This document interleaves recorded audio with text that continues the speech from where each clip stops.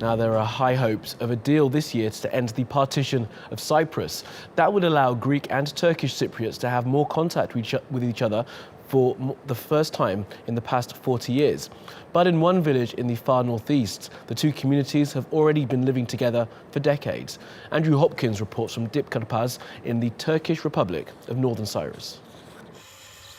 Eratu Kulia is a Greek Cypriot. She was working in the fields when the Turkish military arrived in 1974. Her husband was detained and later had to report to the authorities every day. She was only allowed to visit her children once a month. They were at school in the Greek Cypriot part of the island. But now in her village, she says everyone gets along and it's time to move on. We've talked about the solution many times. We are optimistic and we are waiting. For 42 years, we have been waiting. May God bless and help people. Right up to the present moment, we've been getting along fine. We know each other. It's been 42 years. We appreciate each other. They are our villagers. Eratu is now retired and spends much of her time with family and friends. And just a short distance away, a reminder of her past life, running a transport business with her husband.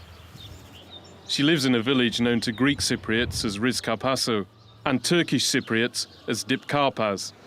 Before 1974, it was a Greek Cypriot area, but when the Turkish military arrived, many villagers fled. Those who remained are now mainly elderly, and Turks from the mainland have moved in. This village is in an unusual situation. Greek Cypriots and Turkish Cypriots have been living here side by side for more than 40 years, and many of them want to put the events of 1974 behind them. And maybe there's something in that the two negotiating sides can learn from. Ali Yesha arrived from Trabzon on the Black Sea coast in 1989 because he wanted to be near his brother. He has since gained citizenship and now runs a cafe.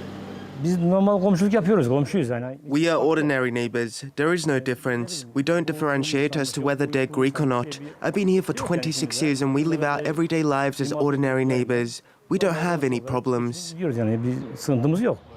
What he does hope for, though, is an economic revival for his home village.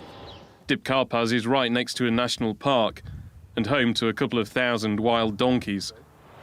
There are tourists, but with reunification, he believes, people will be able to fully capitalise on the area's natural beauty.